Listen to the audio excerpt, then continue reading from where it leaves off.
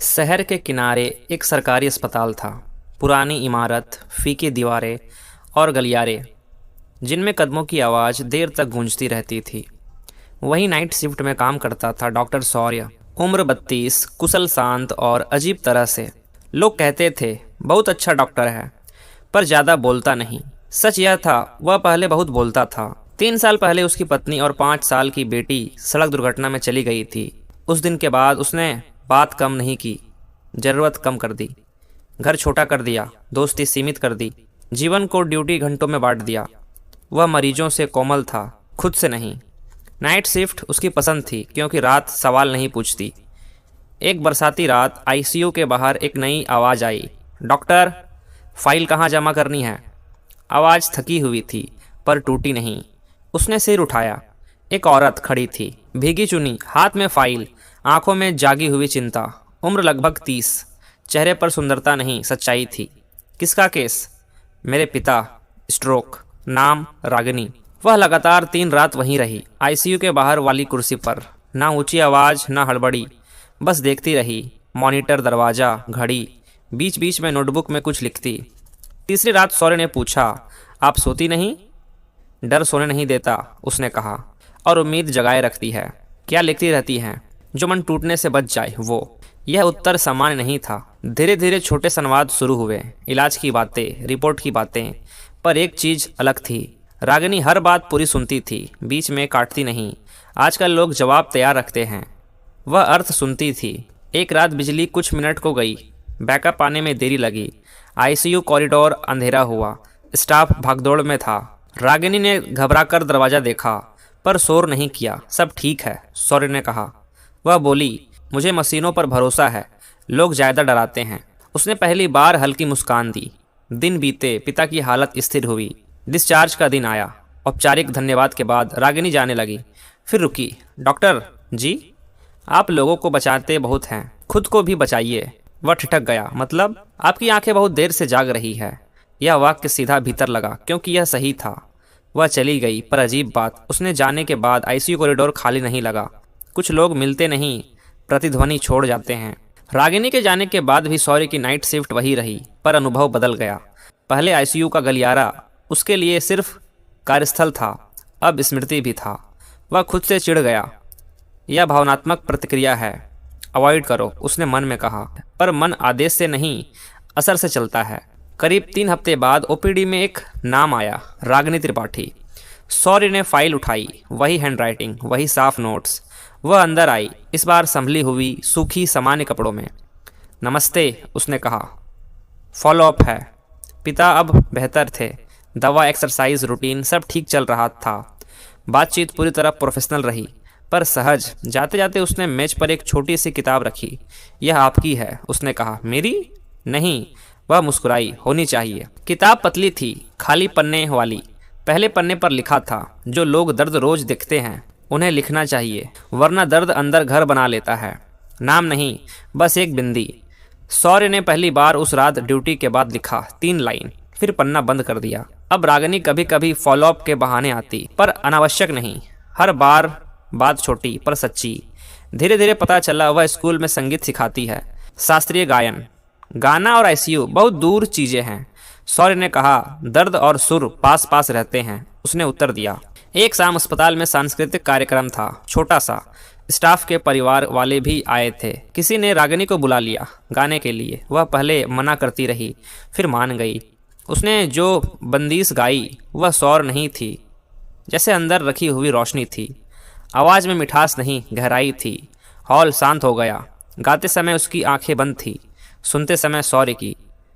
उसे वर्षों बाद लगा, भीतर कुछ हिला है, टूटा नहीं, जागा है।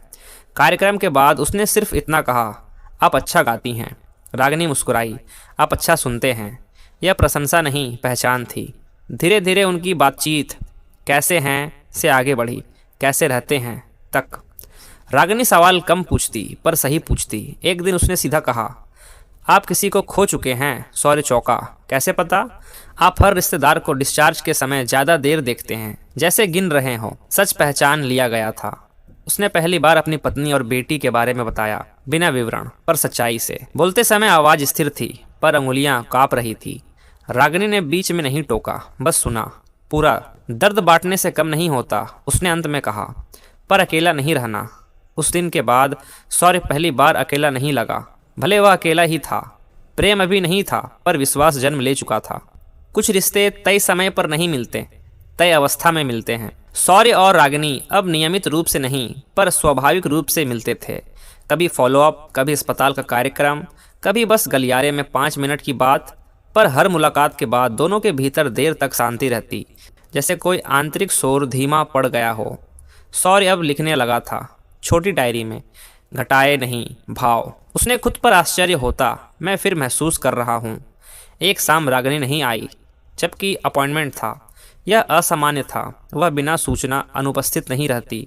शौर्य ने नोट किया, पर फ़ोन नहीं किया। उनके बीच सीमा थी, सम्मान की। 3 दिन बाद वह आई, पर बदली हुई, चेहरे पर थकान, आंखों में जागी हुई रातें। सब ठीक? शौर्य ने पूछा। वह कुछ सेकंड चुप रही, फिर बोली, मेरे पिता की बरसी थी।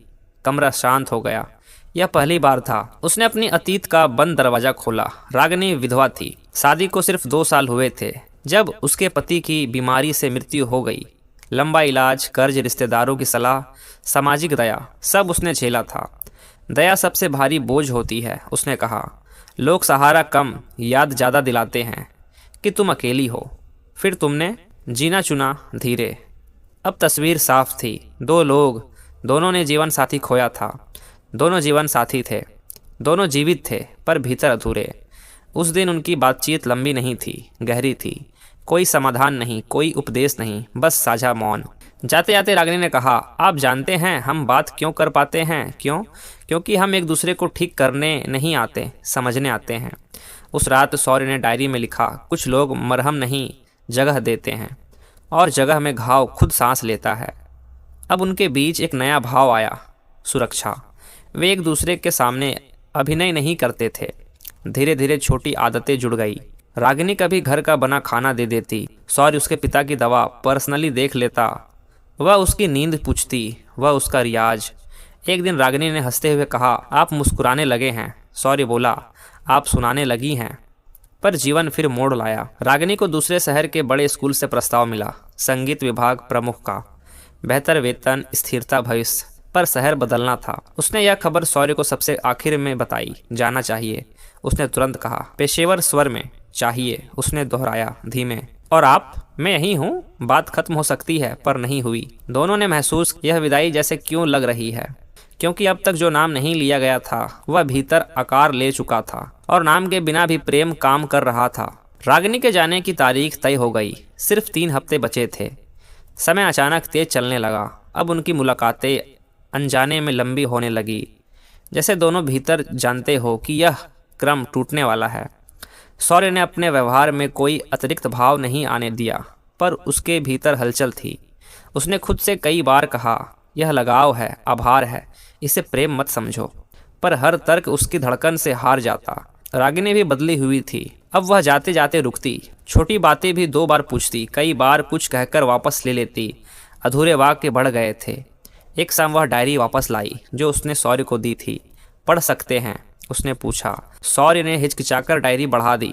वह पन्ने पलटती रही, धीरे, कहीं कहीं रुकी, एक जगह ठहर गई। वहाँ लिखा था, मैं फिर किसी के आने का इंतजार करने लगा हूँ, और यह मुझे डरा रहा है। रागिनी ने ऊपर देखा। मैं हूँ। शौर्य ने झूठ नहीं बोला। हाँ। कमरे में लंबी चुप्पी रही, पर असहज नहीं, निर्णायक। आप जानते हैं यह क्या है? उसने बहुत शांत स्वर में पूछा। हाँ, उसने कहा, और इसीलिए दूरी रख रहा हूँ। क्यों? क्योंकि हम दोनों टूटे हुए लोग हैं, और टूटा हुआ दिल जल्दी जुड़ता है, पर हमेशा सही वजह से नहीं। रागिनी ने सिर हिलाया। गलत। टूटा हुआ दिल पहचान कर जुड़ता है, भ्रम से नहीं। यह वाक्य सीधा था। उसने पहली बार बिना घुमाए कहा, मुझे आपसे प्रेम हो गया है। ना आवाज़ ऊंची, ना नाटक, बस सत्य। शौर्य की सांस अटक गई, क्योंकि यह वही शब्द था जिससे वह भाग रहा था। रागिनी, नहीं, उसने हाथ से रोका। जवाब अभी मत दीजिए, बस सुनिए। यह सहारा नहीं है, यह आकर्षण नहीं है, यह अकेलापन का डर भी नहीं है। मैं आपको चाहती हूँ, क्योंकि आपके साथ में अभिनय नहीं करती। शौर्य ने आंखें बंद कर ली कुछ सेकंड, जैसे भीतर की दीवारें गिर रही हो। मुझे भी, उसने धीरे कहा, पर मुझे डर है, मुझे भी। वह मुस्कुराई। नम आंखों से डर प्रेम का विरोध नहीं, प्रमाण है। अब सच बोल दिया गया, पर समस्या खत्म नहीं, शुरू हुई थी। मैं जा रही हूँ, उसने कहा। मुझे पता है आप रुकेंगे। हाँ, तो यह प्रेम कैसे जिएगा? शौर्य ने लंबा विराम लेकर कहा। जल्दबाजी से नहीं, निर्णय से। अगर यह सच्चा है, दूरी इसे कम नहीं करेगी, साफ करेगी। उसने सिर झुका दिया। तो साफ होने देते हैं। जाते समय इस बार उन्होंने हाथ पकड़ा मजबूती से। ना रोमांस, ना आदत, स्वीकार। अब आखिरी परीक्षा बची थी, समय और दूरी की। रागिनी चली गई। स्टेशन पर विदाई नहीं हुई। ना फूल, ना आंसू का प्रदर्शन, बस अस्पताल के बाहर आखिरी मुलाकात, साधारण कपड़ों में, साधारण शब्दों में। ख्याल रखिए, उसने कहा। आप भी, शौर्य ने उत्तर दिया। दोनों जानते थे यह सामान्य वाक्य नहीं है जब प्रेम मौजूद हो। दूरी शुरू हुई और अपने साथ खाली जगह लाई। पहले हफ्ते कॉल कम हुए, जानबूझकर। दोनों ने तय किया था भावनात्मक निर्भरता नहीं बनने देंगे। बात होगी पर सहारे की लत नहीं। पर एक चीज नहीं बदली, ईमानदारी। वे हफ्ते में एक बार लंबी बात करते। दिनचर्या, काम, थकान और कभी कभी डर। रागिनी नए शहर में जम रही थी।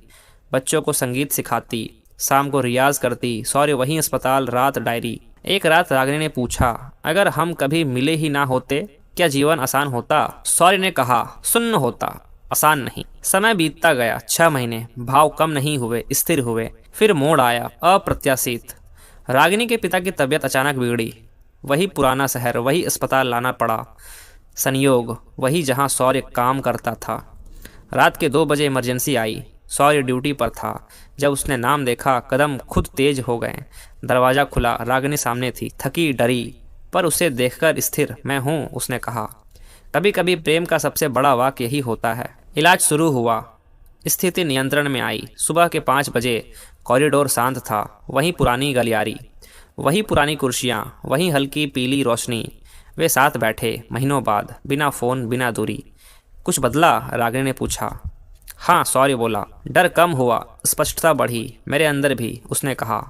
अब मैं चाहत और निर्णय में फ़र्क समझती हूँ, और तुम्हें चाहना मेरा निर्णय है। इस बार शौर्य ने नहीं टाला।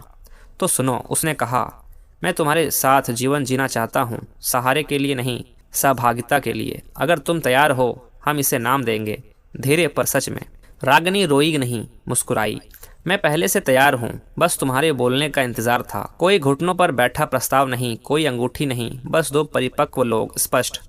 1 साल बाद छोटा सा विवाह हुआ। अस्पताल के 2 लोग, स्कूल के 3, और कुछ अपने। ना शोर, ना दिखावा, पर वचन साफ। शौर्य ने अपनी डायरी का आखिरी अविवाहित पन्ना भरा। मैंने सोचा था मेरा जीवन आधा रह गया है, फिर तुम मिली और समझ आया आधा भी पूरा जिया जा सकता है अगर साथ सच्चा हो। रागिनी ने नीचे लिखा। दर्द ने मिलाया नहीं, तैयार किया था।